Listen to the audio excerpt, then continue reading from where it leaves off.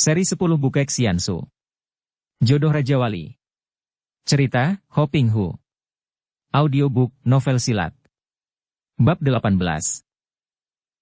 Si Gagu agaknya merasa penasaran bukan main. Selama ini, dia hanya mengeluarkan sebagian kecil saja kepandaiannya untuk melayani musuh, akan tetapi sekarang ini, biarpun dia sudah mengeluarkan semua ilmu simpanannya, dia masih tidak mampu menang, bahkan mulai terdesak karena gerakan kilat lawannya benar-benar amat hebat. Dengan penasaran dia lalu mengerahkan seluruh tenaga di kedua tangannya, lalu memukul dengan dorongan kuat. Siluman kecil terkejut bukan main. Dia tahu bahwa pukulan lawannya itu merupakan pukulan maut yang amat hebat, maka dia pun lalu menerimanya dengan dua tangan didorongkan ke depan sambil mengerahkan tenaga sakti yang selama ini dilatihnya, yaitu tenaga sakti yang merupakan penggabungan dari inti tenaga Im dan Yang. Bres! Tubuh si Gagu terlempar seperti sehelai daun tertiup angin dan tubuh siluman kecil terhuyung-huyung sampai jauh ke belakang. Hebat bukan main pertemuan tenaga itu, terasa oleh semua orang dan dinding ruangan itu sampai tergetar. Tubuh si Gagu rebah terlentang dan dia mengeluh perlahan, kulitnya luka-luka seperti terkena air mendidih. Cambang bauk dan kumisnya ternyata palsu semua dan kini cambang bauk itu copot semua, meninggalkan pemuda yang tampan. Akan tetapi, siluman kecil juga kehilangan topeng penyamarannya yang dilakukan oleh Kang Sui.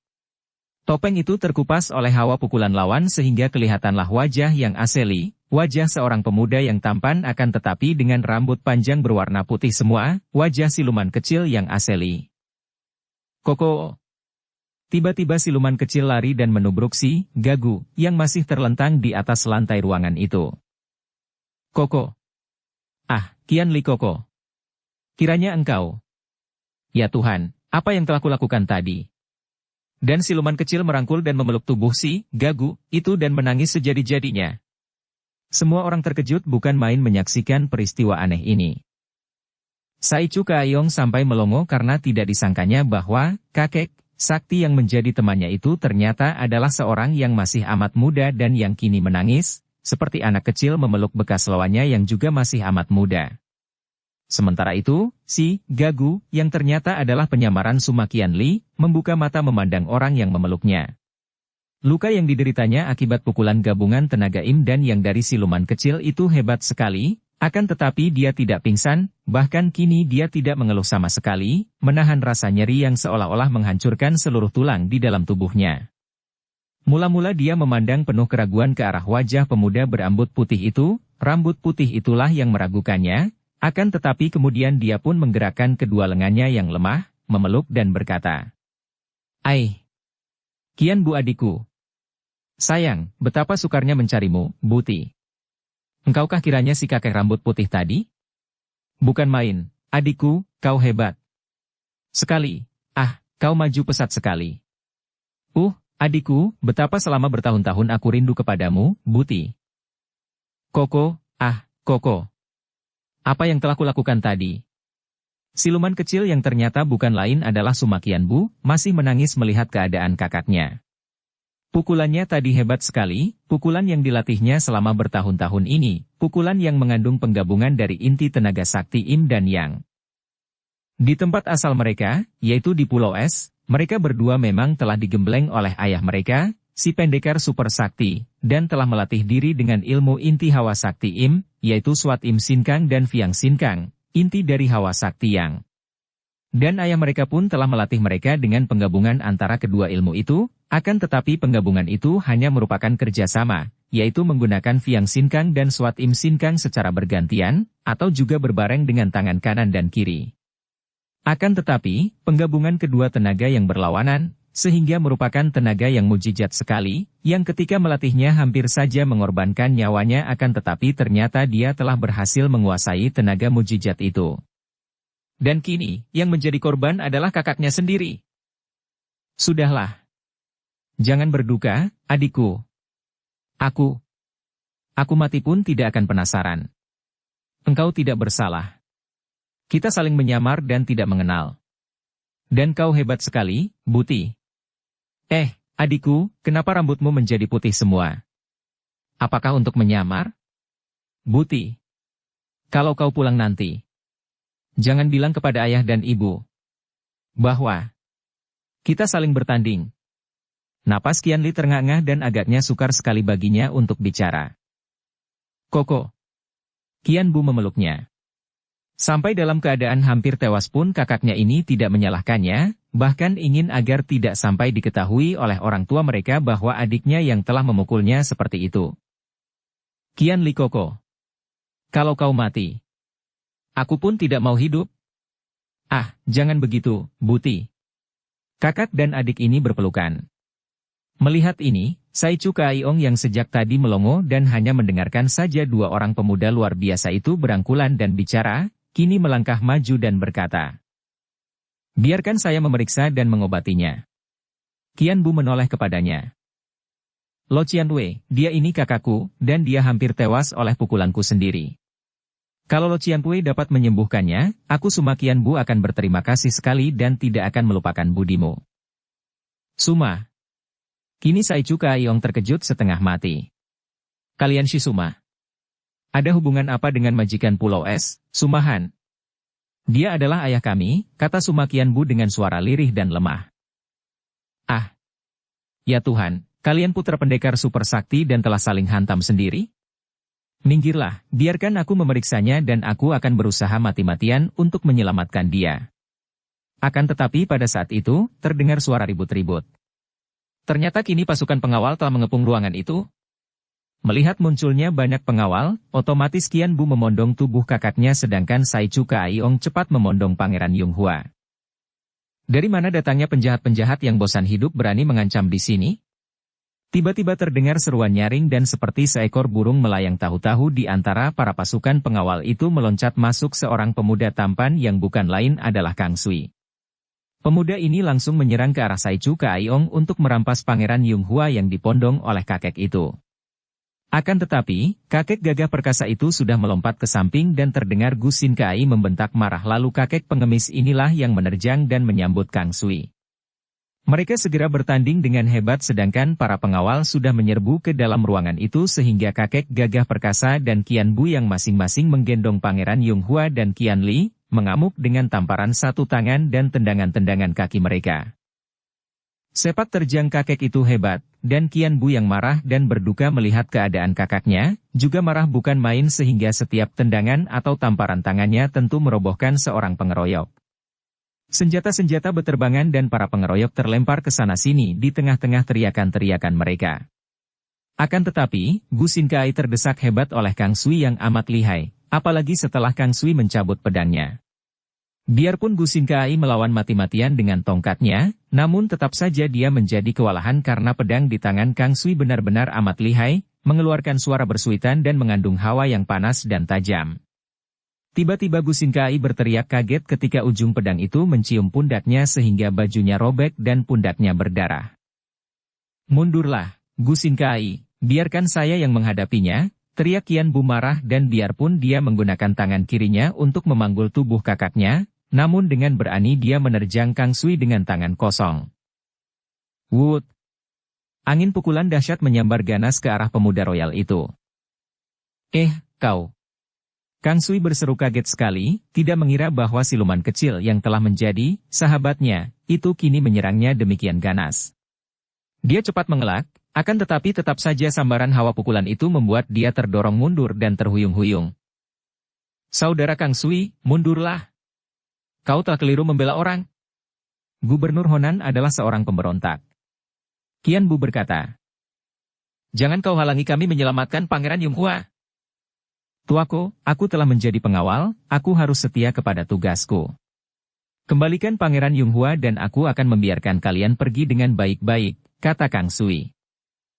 "Bandel, kalau begitu terpaksa kita harus menjadi lawan." Qianbu menerjang lagi. Kang Sui menyambut dengan pedangnya yang ditusukkan ke arah lambung Qianbu sedangkan kakinya menendang ke arah lutut siluman kecil itu. Qianbu mendengus, tangannya tidak ditarik mundur melainkan langsung menangkis pedang itu. Dan dia pun menyambut tendangan lawan dengan tendangan kakinya. Trang! Duk! Ai! Kang Sui menjerit dan tubuhnya terlempar ke belakang, terbanting keras dan dia bangkit duduk dengan mata terbelalak sambil memijit-mijit kakinya. Tulang keringnya bertemu dengan kaki siluman kecil, bukan main nyerinya, kiut-niut rasanya menusuk-nusuk tulang sumsum, sedangkan pedangnya yang bertemu dengan tangan pendekar itu tadi telah terlempar, entah lenyap kemana. Tentu saja dia bengong dan hampir tidak percaya bahwa dia dirobohkan dalam segebrakan saja, dan betapa pedangnya ditangkis oleh tangan kosong saja. Akan tetapi, Qian Bu tidak mempedulikannya lagi karena pada saat itu telah muncul Honan Ciulomo dan Xiao Hong. Di belakang mereka nampak banyak pengawal lagi yang memenuhi tempat itu. Honan Ciulomo segera mengenal Qian Li yang berada di atas pundak Qian Bu, maka tahulah dia bahwa istana itu telah kebobolan mata-mata dari Ho Pei, akan tetapi ketika dia melihat Sai Chu Kaiong, dia terkejut setengah mati. Kiranya orang tua gagah yang memimpin pasukan besar dari kota raja itu pun telah berada di situ dan kini sudah memondong Pangeran Yung Hua. Dia maklum akan siasat majikannya, maka dia lalu membentak marah. Penculik-penculik hina! Lepaskan Pangeran Yung Hua, bentaknya dan bersama beberapa orang pembantu dia sudah menerjang maju. Akan tetapi Qian Bu yang tidak ingin melihat pangeran itu terancam bahaya, sudah memapaki si muka dan rambut merah itu dengan tamparan tangan kanannya sedangkan tangan kirinya memondong tubuh kakaknya. Wutut! Ciulomo cepat mengelak dan terkejut melihat sambaran tenaga dahsyat itu. Cepat dia menggerakkan guci araknya menyerang ke arah kepala Qian Bu, sedangkan arak dari guci itu muncrat menyerang ke arah muka Qian Li yang setengah pingsan. Keparat! Qian Bu membentak, dengan gerakan tangannya dia menangkis dan sekaligus membuyarkan percikan arak itu dengan tiupan mulutnya. Trang! Guci arak membalik dan nyaris terlepas dari tangan Ciulomo saking kerasnya terpental oleh tangkisan itu. Hong Ji, anak Hong! Terdengar Sai Chu Kaiong berseru ketika dia melihat Xiao Hong menyerbu ke dalam. Suhu! Apa kau sudah gila? Kau membantu musuh-musuhku? Kakek itu membentak lagi sambil merobohkan seorang pengawal yang menyerangnya dengan golok dari samping dengan tendangan kakinya yang panjang dan besar. Suhu! Xiao Hong memandang bingung. Tecu! Tecu menjadi pengawal dengan baik. Tolol! Yang kau bantu adalah seorang pemberontak. Ah! Xiao Hong memandang bingung. Hayo kau bantu kami keluar dari tempat ini, menyelamatkan pangeran ini. Kakek itu kembali berseru. Baik, Suhu. Xiao Hong berseru dan kini dia membalik, sekali bergerak dia telah merobohkan dua orang pengawal. Akan tetapi, kini banyak sekali pengawal yang sudah mengepung tempat itu sehingga tidak ada lagi jalan keluar yang terbuka.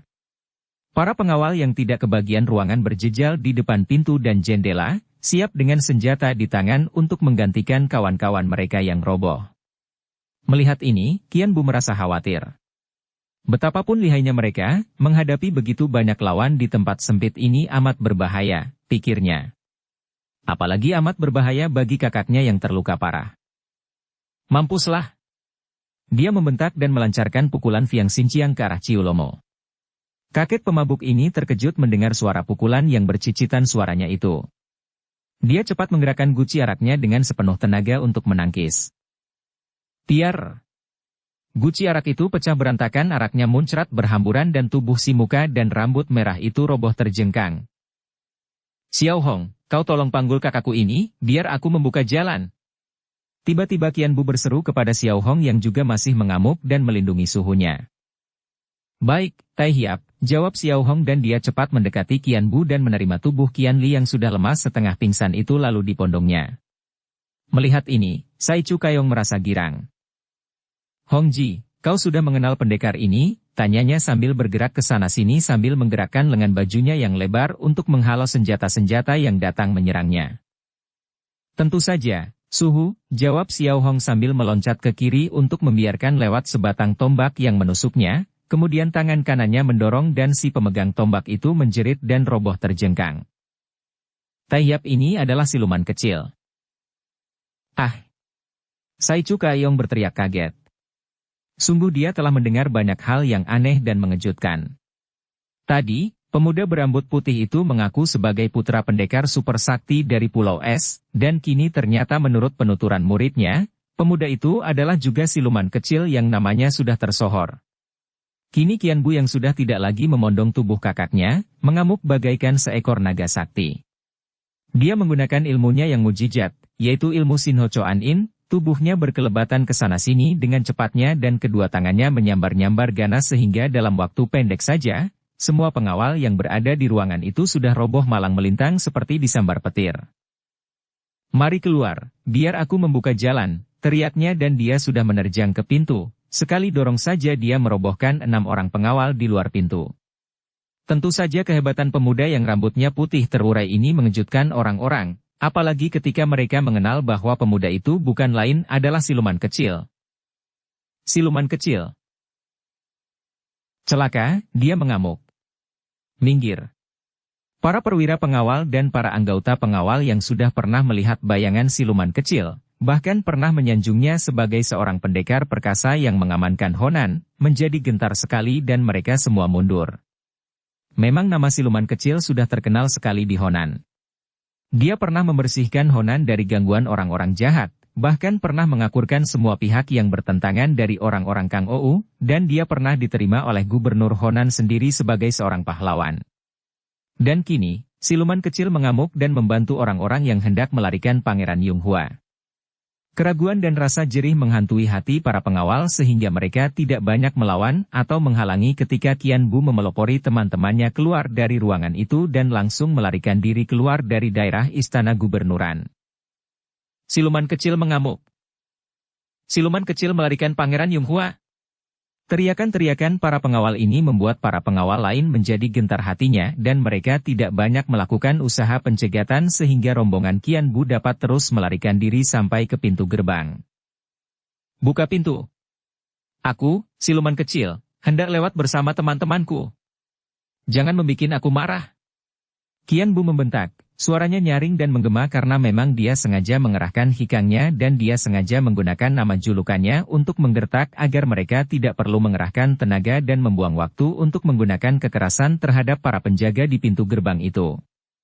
Dia harus cepat dapat menyelamatkan kakaknya. Jangan-jangan kakaknya yang dipondongnya lagi itu telah tewas.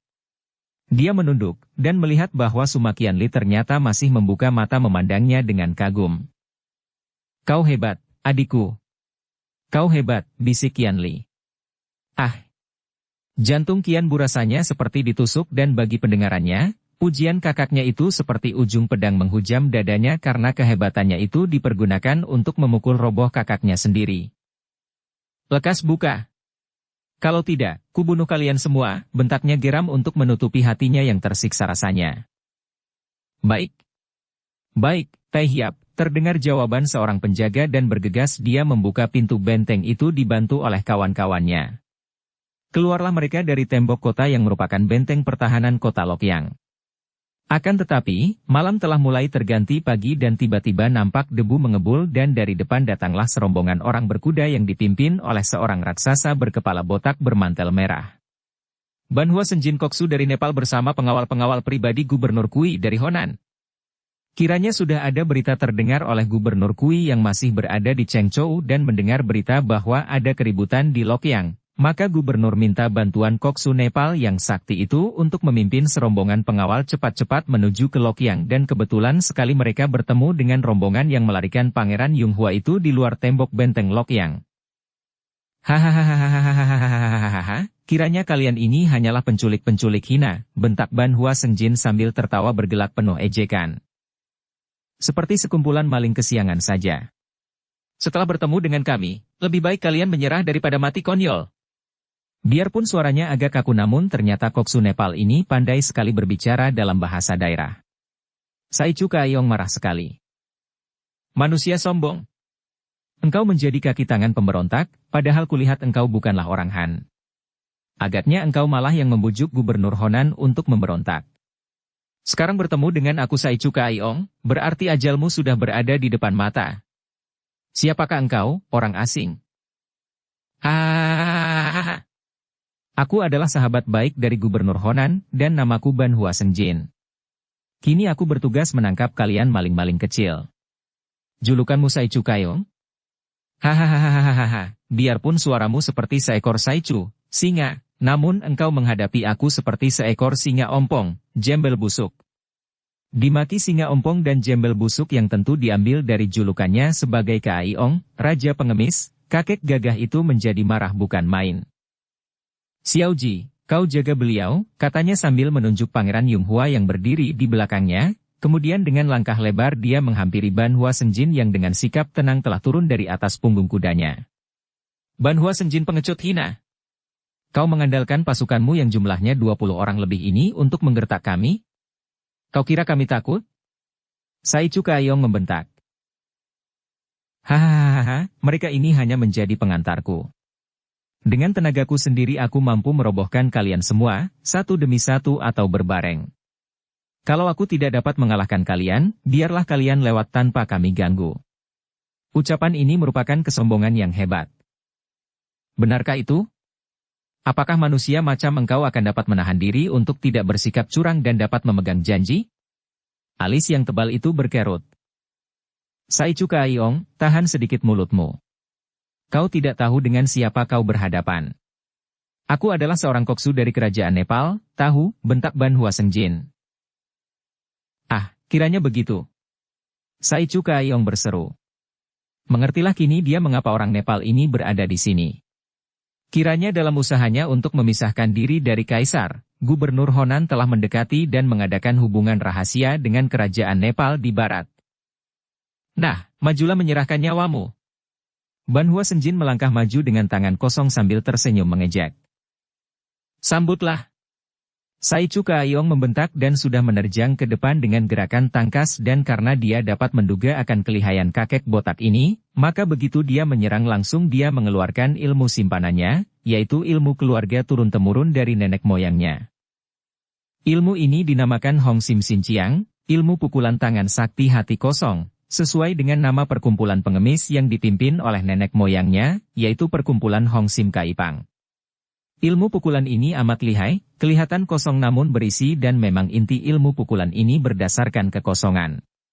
Menurut dongeng yang diceritakan turun-temurun dalam keluarganya, nenek moyangnya adalah orang-orang yang suka sekali mempelajari agama Tu dan dari pelajaran agama Tu inilah maka ilmu Hong Sim Sin Chiang itu diciptakan. Menurut cerita neneknya dahulu, dalam keluarga Yu terdapat ayat dari kitab Tu Tik Hing yang amat mereka junjung tinggi, yaitu pelajaran dari Nabi Lo Chu tentang kekosongan yang menjadi inti dari segalanya, bahkan yang berisi tidak akan ada gunanya tanpa ada kekosongan itu seperti disebutkan dalam ayat ke-11 dari kitab Tu Tik Hing.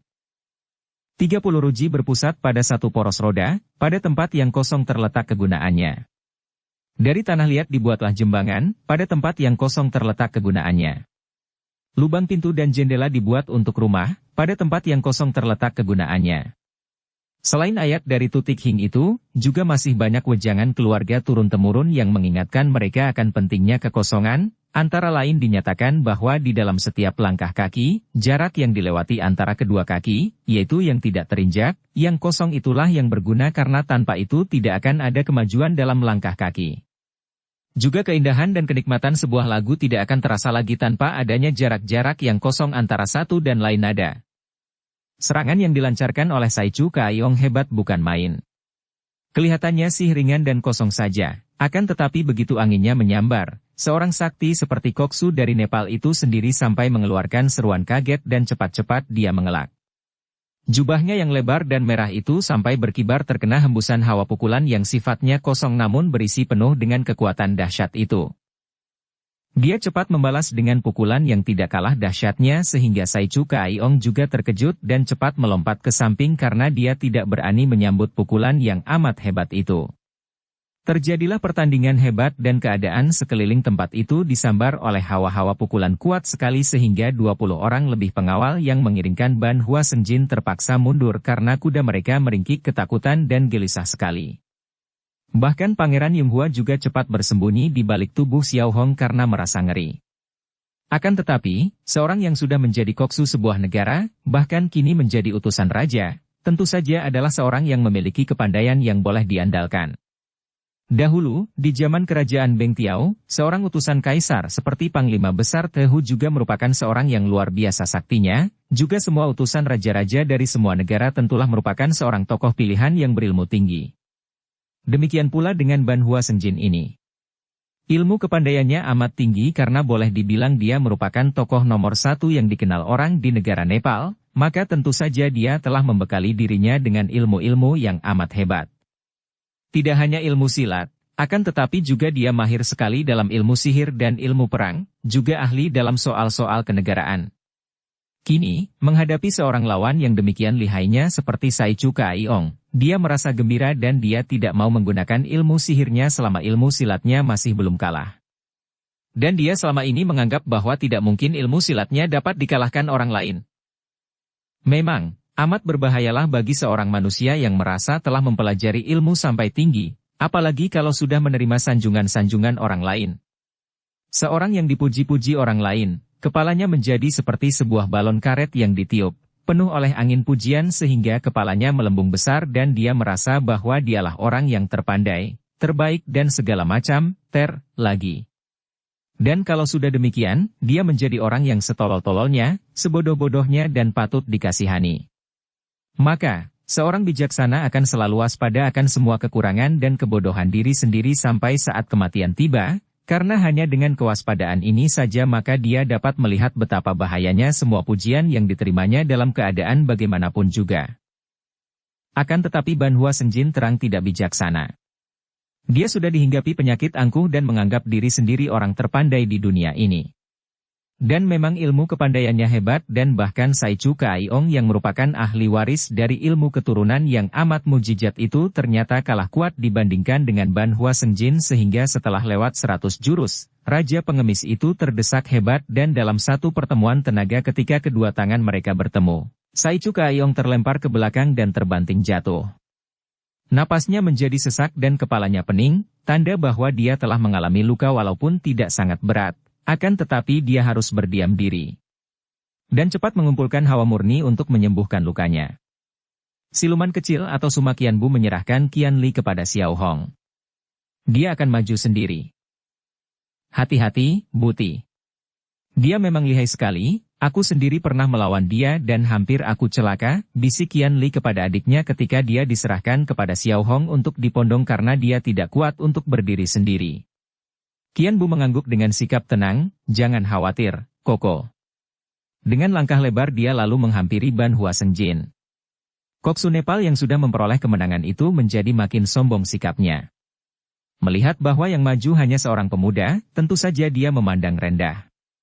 Kakek yang berjuluk Raja Pengemis dan yang benar-benar sakti tadi saja tidak kuat melawannya. Apalagi pemuda ini? Masih begini muda, pantas menjadi anaknya, bahkan cucunya, biarpun rambut pemuda ini sudah putih semua. Kau mau apa? Tanyanya dengan sikap memandang rendah. Banhua Senjin, kalau aku mampu mengalahkanmu, bagaimana? Qian Bu bertanya. Kau? Mengalahkan aku? Hahaha, tidak mungkin, orang muda. Kalau aku kalah, kami semua menyerah kepadamu, Banhua Senjin. Akan tetapi, bagaimana kalau kau yang kalah? Hahaha, bocah lancang. Dengar baik-baik. Kalau kau mampu mempertahankan diri terhadap seranganku selama 20 jurus saja, biarlah aku mengaku kalah dan kalian boleh lewat. Engkau adalah Banhua Senjin, jagoan besar dan koksu dari kerajaan Nepal. Akan tetapi apakah omongan seorang koksu dari Nepal dapat dipercaya sepenuhnya? Apakah nanti engkau tidak akan menarik kembali omonganmu, menjilat kembali ludah yang telah dikeluarkan, dan benar-benar kalau aku mampu mempertahankan diri terhadap seranganmu selama 20 jurus, engkau mengaku kalah dan kami semua boleh lewat? Tanya siluman kecil yang sengaja menekankan hal pelanggaran janji itu agar menyinggung kehormatan koksu yang kelihatan lihai sekali ini. Dan anak panah yang dilepaskan berupa kata-kata ini tepat mengenai sasarannya. Wajah Banhua Senjin menjadi merah sekali, seluruh muka sampai ke kepalanya yang botak menjadi merah, semerah mantelnya dan kedua tangannya yang besar itu dikepalkan. Dia menjadi marah dan tersinggung. Bocah bermulut lancang. Kau kira, aku orang macam apa? Orang-orang seperti aku, janji lebih berharga daripada nyawa, mengerti? Akan tetapi, sebaliknya kalau dalam 20 jurus kau tidak mampu mempertahankan diri, kalau kau tidak sampai kupukul mampus, engkau dan semua temanmu selain harus menyerah dan tunduk, juga harus mentaati semua perintahku. Siluman kecil diam-diam merasa girang dan kini dia yakin bahwa tentu si botak tinggi besar ini tidak akan ada muka lagi untuk melanggar janjinya sendiri. Baik, kalau sampai aku roboh sebelum 20 jurus, engkau memang pantas menjadi kakek buyutku yang harus kutaati.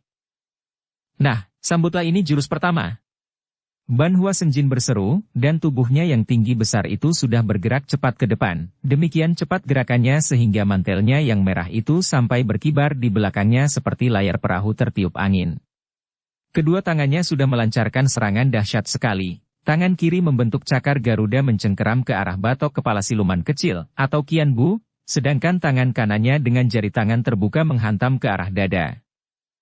Cakaran tangan kiri itu kelihatannya amat menyeramkan dan agaknya kalau mengenai kepala, akan remuklah kepala itu, dan dilakukan dengan amat cepat sedangkan tangan kanan yang menghantam ke arah dada itu sebaliknya gerakannya lambat dan perlahan. Namun, Qianbu yang sejak kecil menerima gemblengan ilmu-ilmu yang amat tinggi sudah tahu bahwa cakaran itu hanya merupakan kembangan saja atau gertakan, sedangkan serangan yang sesungguhnya dan merupakan inti pukulan adalah yang dilakukan oleh tangan kiri itu. Karena tangan kiri kakek raksasa itu melakukan pukulan yang mengandung tenaga mujizat yang dapat disebut Hun Kin Chohkut, memutuskan otot dan melepaskan tulang. Kalau pukulan itu mengenai dadanya dengan tepat, tentu akan copot semua tulang iganya. Karena maklum akan hebatnya serangan jurus pertama ini, Qianbu cepat melindungi dirinya dengan ilmu silat Sincho Akun Hoat, ilmu silat ular sakti.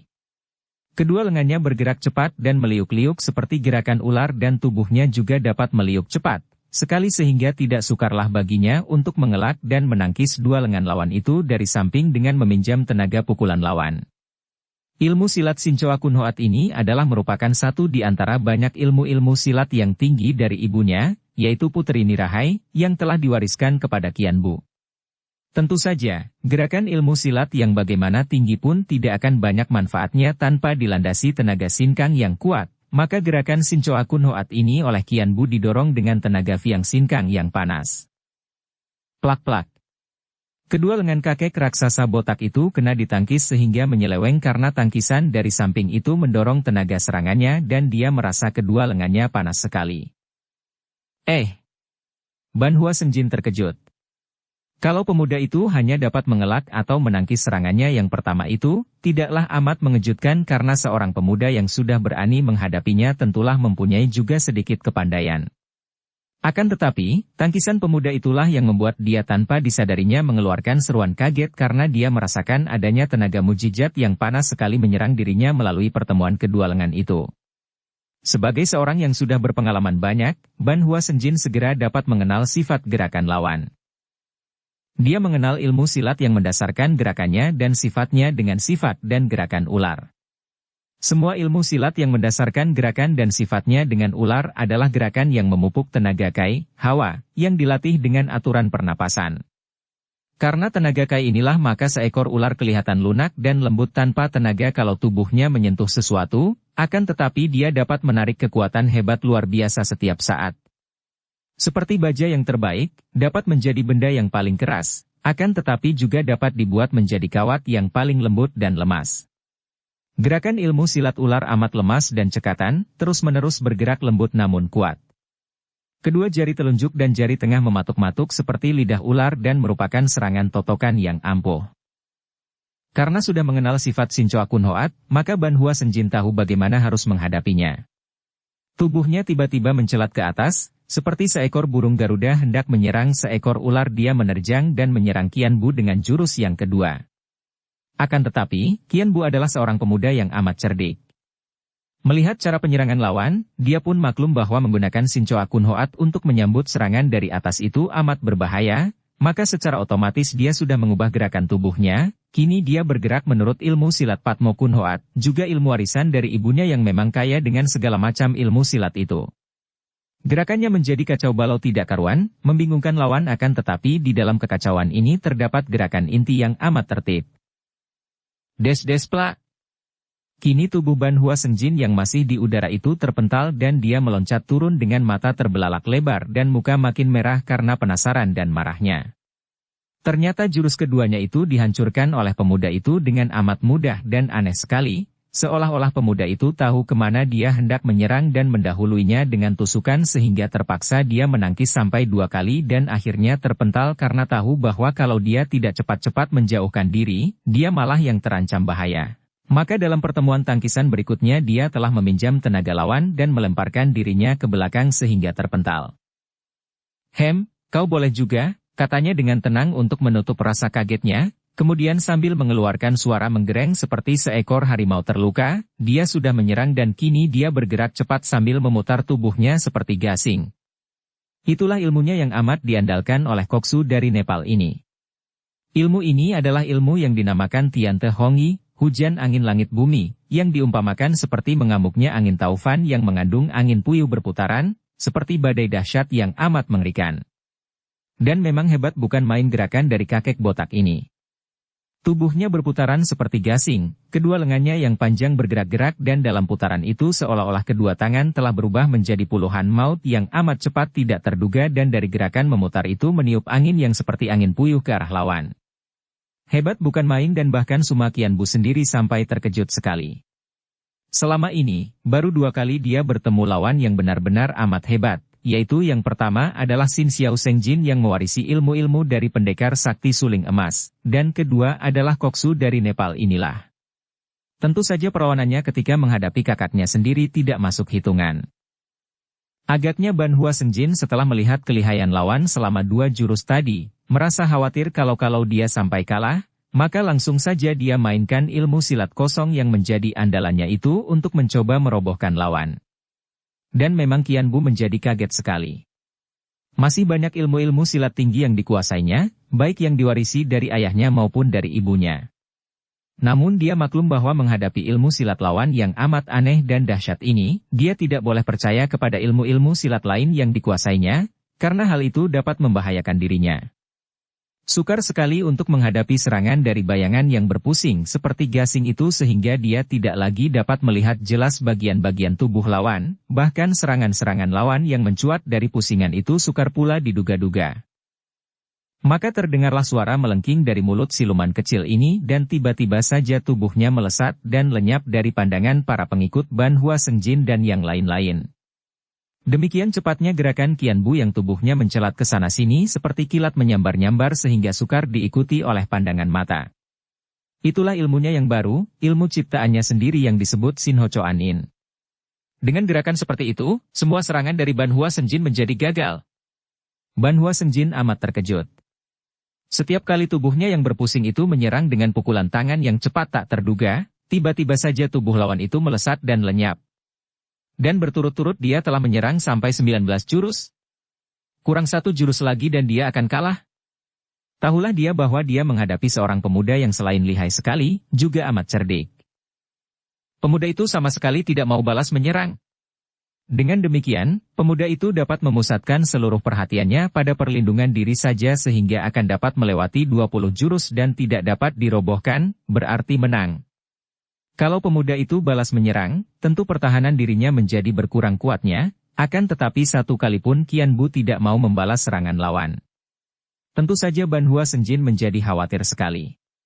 Tentu kalah dia kalau dalam jurus terakhir ini dia tidak mampu mengalahkan atau merobohkan pemuda ini. Dia harus menggunakan sihirnya. Dari sepasang matanya memancarkan cahaya amat aneh berpengaruh, dia menarik napas panjang mengumpulkan kekuatan mujizat lalu terdengar suara yang dalam dan berpengaruh sekali, mengandung kumandang aneh, berseru. Lihat nagaku menerkammu. Qianbu terkejut bukan main dan terbelalak memandang ke atas ketika tiba-tiba saja dia melihat seekor naga hitam yang menyemburkan api menyerangnya dari atas udara. Tentu saja menghadapi ancaman hebat ini, seluruh perhatiannya tercurah ke atas dan dia tidak tahu bahwa pada saat itu Ban Hua Sengjin siap melancarkan serangan jurus terakhir. Semua orang, termasuk Qian Li, menjadi khawatir sekali melihat adiknya itu tiba-tiba saja berdiri bengong memandang terbelalak ke atas, seolah-olah tidak lagi mempedulikan lawannya yang sudah siap untuk menerjangnya. Akan tetapi, tiba-tiba terdengar suara ketawa, tertawa merdu halus akan tetapi juga nyaring dan mengandung pengaruh yang mujizat. Lalu oleh Qianbu yang seperti baru sadar ketika mendengar suara ketawa itu, tampak seekor naga merah yang menyambar dan menerkam naga hitam itu. Terdengar suara keras dan naga hitam itu lenyap bersama naga merah dan sadarlah Qianbu bahwa dia berada di bawah pengaruh sihir.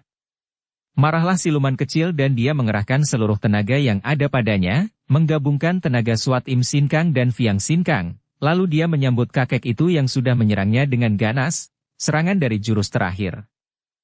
Des. Ban Hua Sengjin terpental dan terbanting roboh ke atas tanah dalam keadaan pingsan. Untung dia memiliki tenaga mujizat karena kalau tidak, tentu dia sudah mengalami luka-luka seperti tersiram air panas seperti yang diderita oleh Qianli. Dia hanya terbanting roboh dan pingsan saja, sebagian besar karena terpukul oleh kekuatan mujizatnya sendiri yang dipergunakan untuk menyihir dan ternyata membalik karena campur tangan wanita yang mengeluarkan suara ketawa tadi. Qian Bu cepat menengok ke kanan dan dia melihat seorang gadis yang luar biasa cantiknya, yang berdiri lemas seperti batang pohon yang liu, dan mulutnya tersenyum mengejek memandang kepadanya, seorang yang cantik manis. Pakaiannya serba indah dan di bawah ketiak kirinya mengempit sebuah payung hitam. Dia merasa seperti pernah mengenal darah ini, akan tetapi dia lupa lagi di mana. Karena dia menduga bahwa tentu gadis ini yang telah menolongnya tadi dari bahaya maut akibat pengaruh sihir, maka dia lalu menjura ke arah gadis itu sambil berkata, "Terima kasih." Akan tetapi pada saat itu, Sai Chu Kaiong sudah cepat berkata, "Mari kita cepat pergi dari sini," dan dia sudah mendahului Qian Bu dengan menggendong Pangeran Yonghua. Qian Bu sadar bahwa memang mereka harus cepat pergi selagi Ban Hua Senjin yang lihai itu tidak berdaya, maka dia pun segera berkata kepada Xiao Hong, "Cepat kau ikuti suhumu, biar aku yang menjaga dari belakang." Xiao Hong mengangguk dan sambil memondong tubuh Qianli, pemuda remaja ini pun cepat berlari pergi mengejar suhunya, sedangkan Qian Bu berlari paling belakang untuk menjaga dua orang yang memondong Pangeran Yonghua dan kakaknya itu. Akan tetapi setelah melihat Ban Hua Senjin roboh, dan mengenal pula siluman kecil, para pengawal Gubernur Honan itu sama sekali tidak berani bergerak dan membiarkan mereka pergi. Gadis cantik jelita yang tadi tersenyum-senyum, sekali berkelebat juga lenyap dari situ. Gadis ini tentu saja bukan lain adalah Xiang In. Seperti kita ketahui, gadis ini masih terus mencari Shanti Dewi yang lenyap dari puncak naga api di pegunungan Luliangsan, dari sarang Huaikong Cutang Hun secara aneh, dan kebetulan saja dia menyaksikan pertandingan hebat antara siluman kecil dan Koksu dari Nepal itu.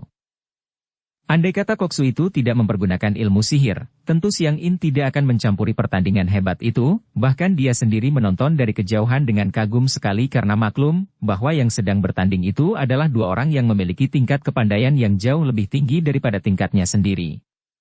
Akan tetapi begitu melihat kakek raksasa botak itu mempergunakan ilmu hitam, tentu saja hatinya tertarik dan dia menjadi penasaran maka tanpa diminta dia lalu turun tangan membuyarkan pengaruh sihir itu. Bukan sengaja untuk mendukung orang muda yang rambutnya putih dan aneh itu, melainkan hanya karena dia selalu tertarik oleh pertunjukan ilmu sihir karena dia sendiri adalah seorang ahli sihir.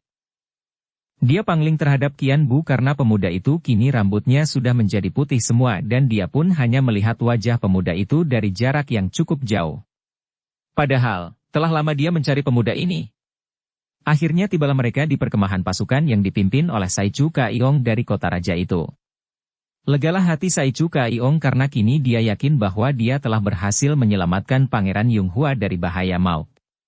Maka begitu mereka tiba di ruangan dalam dari kemah induk yang ditinggali oleh Sai Chu Kaiong, kakek yang gagah perkasa ini lalu menjatuhkan diri berlutut di depan Pangeran Yonghua untuk memberi hormat. Dengan hati terharu pangeran yang rendah hati dan selalu ramah ini memeluk dan mengangkat bangun kakek itu sambil berkata, "Lo Qianwei, jangan menggunakan terlalu banyak sikap sungkan terhadap saya. Pada saat ini saya hanyalah seorang yang telah berhutang budi dan nyawa kepada kalian semua. Sebaiknya Lo Qianwei cepat-cepat menolong Suma Qianli yang terluka parah itu." Sai Chu Kaiong mengangguk dan merasa girang karena kini dia memperoleh kenyataan akan kebenaran berita di luaran tentang sikap Pangeran Yonghua yang bijaksana dan baik terhadap siapa saja. Di samping merasa bahwa sudah menjadi kewajibannya untuk membantu kerajaan, juga dia merasa girang telah membantu seorang pangeran yang begitu menyenangkan sikapnya. Cepat dia lalu menghampiri Qianli yang sudah direbahkan di atas pembaringan dan cepat dia melakukan pemeriksaan dengan teliti. Setelah melakukan pemeriksaan agak lama, Sai Chu Kaiong lalu berkata kepada Qian Bu yang mengikuti pemeriksaan itu penuh perhatian. "Tai Hiap, sungguh baru satu kali ini aku melihat kehebatan-kehebatan yang amat luar biasa. Akibat pukulan darimu amat mengerikan, akan tetapi daya tahan kakakmu ini juga amat luar biasa. Kalau bukan dia yang mengalami pukulan seperti ini, agaknya dia akan kehilangan seluruh sumber tenaga murninya dan akan menjadi seorang penderita cacat selama hidupnya." "Ah, Lo Qianwei." Qian Bu cepat menjatuhkan diri berlutut di depan kakek itu. "Harap Lo Qianwei sudi mengusahakan agar kakakku dapat sembuh." Dia berkata dengan muka pucat dan hati menyesal bukan main. Sai Chu Kaiyong tersenyum dan membangunkan pemuda itu. Jangan khawatir, Tai Hiap. Kakakmu ini memiliki dasar kekuatan yang tidak lumrah manusia berkat Sinkang yang selama hidup belum pernah kusaksikan demikian kuatnya sehingga dia hanya mengalami luka yang tidak membahayakan nyawanya. Akan tetapi, luka itu kalau kuobati dengan obat-obat biasa, akan memakan waktu berbulan-bulan. Hanya ada semacam obat yang kutahu akan dapat menyembuhkannya secara cepat sekali, akan tetapi aku sangsi apakah kita akan dapat memperoleh obat itu. Di mana tempatnya? Lo Qianbue, aku sendiri akan mencari obat itu. Qian Bu berseru. Kakek itu mengerutkan alisnya. Obat itu adalah semacam jamur yang amat mujizat dan tidak ada keduanya di dunia ini. Jamur pancawarna yang hanya nampak warnanya kalau berada di tempat gelap, karena di dalam tempat gelap itu jamur ini mengeluarkan sinar mencorong dan kelihatanlah warnanya seperti warna pelangi. Kalau terkena sinar terang, jamur itu menutupkan kelopaknya seperti jamur mati dan hanya di waktu gelap saja dia mekar, mengeluarkan sinar dan warnanya. Qian Bu mengangguk-angguk. Sudah saya catat dalam hati tentang keadaan jamur itu, Lo Qianbue, lalu di mana tempatnya? Itulah sukarnya. Aku sendiri pun belum pernah ke sana, dan hanya mendengar penuturan seorang pendeta yang pernah tersesat ke sana. Tempat itu agaknya tidak mungkin didatangi orang. Pernah aku sendiri mencapai tebing itu, akan tetapi tidak melihat jalan turun saking terjal dan licinnya. Akan tetapi, melihat kesaktian Tai Hiap, siapa tahu kalau Tai Hiap dapat menuruninya. Pendeta yang kini telah meninggal itu pun hanya karena tersesat saja. Karena kecelakaan dan terguling ke dalam jurang lalu mencoba mencari jalan keluar, maka dapat tiba di tempat itu dan dia pun sudah tidak tahu lagi bagaimana dia dapat sampai ke tempat itu. Dialah yang membawa jamur aneh itu dan memberikan kepadaku, sayang bahwa jamur itu sudah habis kupakai mengobati orang. Tempatnya di tepi sungai Huangho. Mari kubuatkan gambaran petanya. Kakek yang gagah perkasa itu lalu memberi petunjuk kepada Qian Bu tentang letaknya tebing yang curam di pegunungan dekat muara sungai Huangho itu sampai pemuda ini jelas benar akan tempat yang hendak dikunjunginya untuk mencarikan obat bagi kakaknya. Setelah merasa yakin bahwa dia akan dapat mencari tempat itu, Qian Bu lalu berpamit kepada kakaknya. Liko, harap tenangkan hatimu. Aku akan mencarikan obat jamur pancawarna itu untukmu, dan percayalah, aku pasti akan bisa mendapatkan jamur itu. Harap kau baik-baik menjaga diri dan biarlah Sai Chu Kaiyong Lo Qianbue yang akan merawatmu.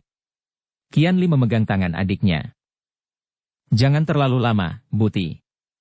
Kita belum puas bicara, bahkan aku belum tahu bagaimana riwayatmu sehingga selama 5 tahun engkau menghilang dan tahu-tahu rambutmu telah menjadi putih semua dan ilmu kepandaianmu meningkat sedemikian hebatnya, kata Qian Li dengan pandang mata penuh kasih sayang kepada adiknya. Nanti saja kalau aku sudah kembali kita bicara sebanyaknya, Koko. Yang terpenting sekarang adalah obat untukmu. Suma Tai Hiap, kalau engkau kembali dan melihat kami sudah tidak berada di sini, berarti pasukan kami telah ditarik mundur kembali ke kota raja dan aku akan membawa kakakmu ke tempat tinggalku di puncak Bukit Nelayan untuk beristirahat dan diobati. Kami mempunyai pondok di sana, di puncak Bukit Nelayan di tepi sungai, sebelah selatan kota Paoteng. Hati-hatilah mencari obat yang amat sukar didatangi tempatnya itu, Tai Hiap, kata Pangeran Yunghua yang hadir pula di situ. Apakah perlu kiranya kau dikawal oleh pasukan? Mereka dapat membantumu. Terima kasih, saya kira tidak perlu, jawab Qian Bu. Maka berangkatlah pemuda perkasa ini meninggalkan perkemahan pasukan itu, menggunakan kepandaiannya berlari cepat sekali menuju ke tempat yang telah digambarkan oleh Sai Chu Kaiyong kepadanya.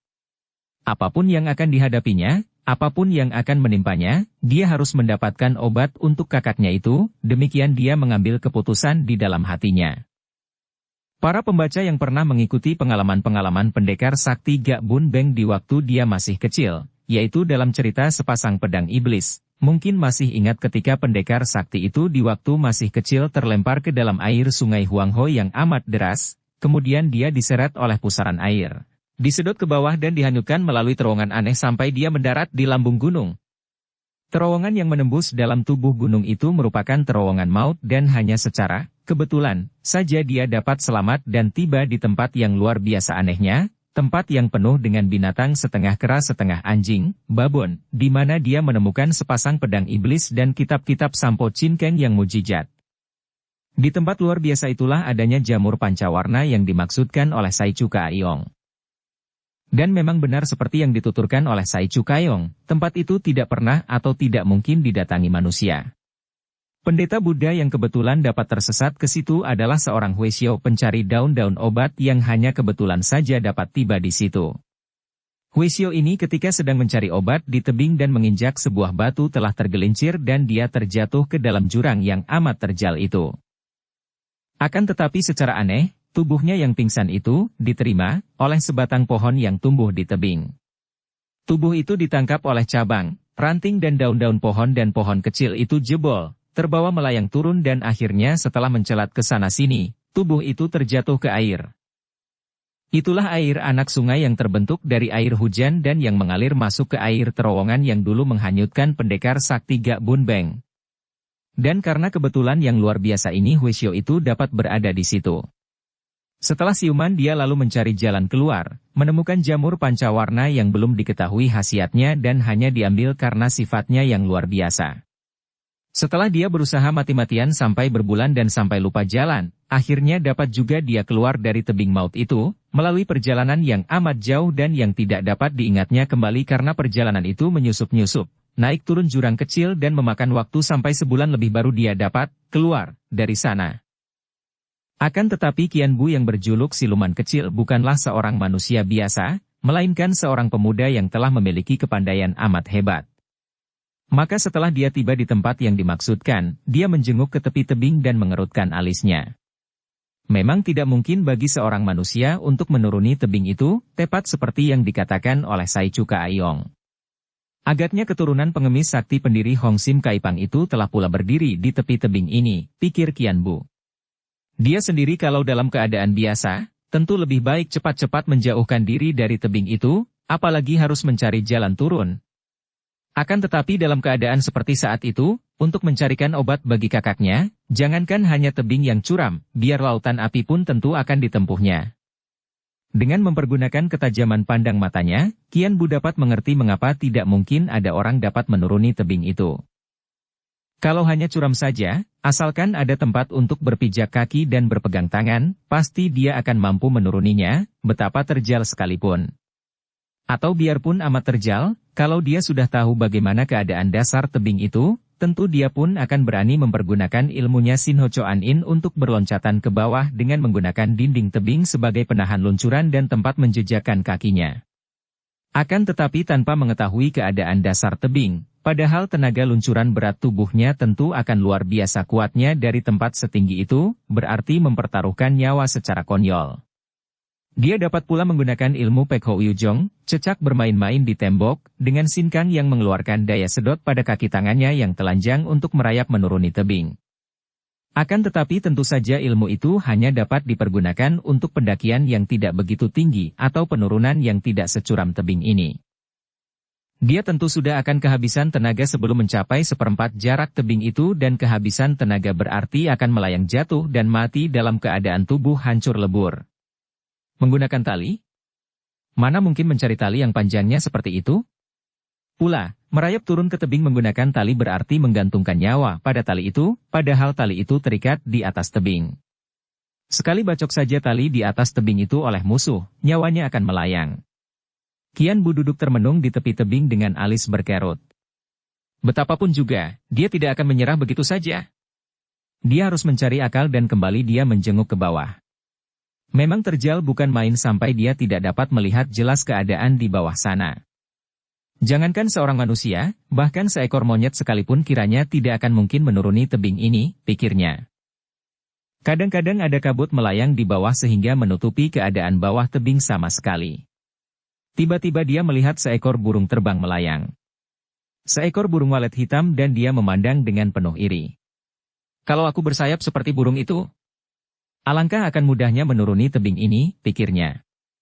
Jangankan baru tebing ini, biar naik ke langit pun tiada sukarnya bagi seekor burung yang bersayap.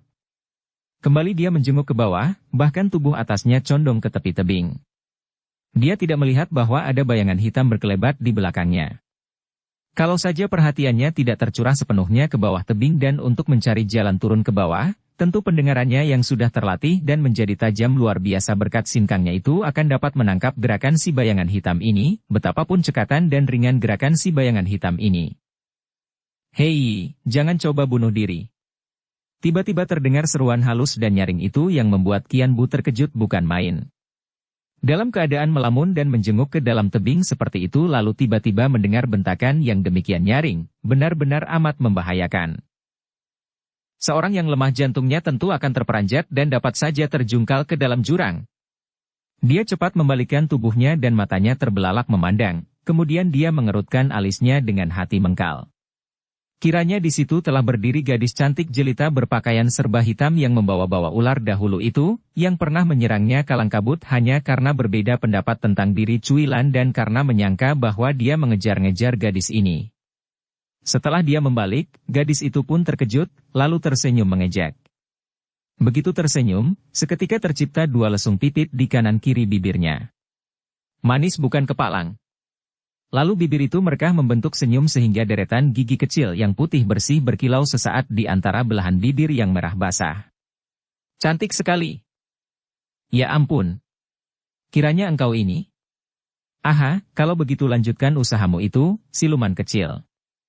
Lanjutkan selagi aku menjadi saksi di sini. Betapa akan senangnya menjadi orang satu-satunya yang menyaksikan betapa siluman kecil yang tersohor itu ternyata hanyalah seorang laki-laki yang berhati kecil pula seperti julukannya, seorang pengecut yang mudah patah hati, seorang laki-laki cengeng yang mudah mendapat dorongan hasrat untuk membunuh diri. Hihihihi, teruskanlah bunuh diri di depanku, aku akan senang sekali. Qian Bu bangkit berdiri dan memandang dengan melongo, lalu dia maju beberapa langkah, memandang wajah cantik jelita dan manis itu penuh selidik. Melihat sinar mata, yang mencorong dari pemuda berambut putih itu, diam-diam gadis itu bergidik. Gadis itu tentu saja adalah Willy, putri ketua Pulau Neraka. Kenapa kau memandang aku seperti itu? Bentaknya dengan suara dibikin galak untuk menutupi rasa ngerinya. Dia sebenarnya merasa ngeri terhadap pemuda berambut putih ini yang dia tahu memiliki kepandaian amat tinggi sehingga dia sama sekali tidak akan mampu menang melawannya. Bersambung ke bab 19. Dukung kami dengan subscribe, follow, like, komen dan share. Terima kasih.